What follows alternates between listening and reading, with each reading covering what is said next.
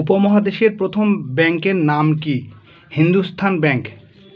বাংলাদেশ কৃষি ব্যাংক কবে প্রতিষ্ঠিত হয়? 1973 সালে।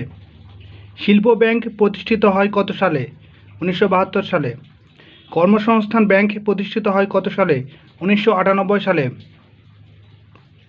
বাংলাদেশে প্রথম নোট চালু হয় কবে? 1972 সালের 4 মার্চ। বাংলাদেশের সরকারি নোট কোনগুলো? 1 ও 2 টাকা নোট, বর্তমানে 5 টাকাও। বাংলাদেশে একমাত্র নোট ছাপানোর সিকিউরিটি প্রিন্টিং প্রেস কোথায় অবস্থিত? গাজীপুর। টাকা ছাপানোর জন্য বিশেষ ধরনের কাগজ আমদানি করা হয় কোথা থেকে? সুইজারল্যান্ড থেকে।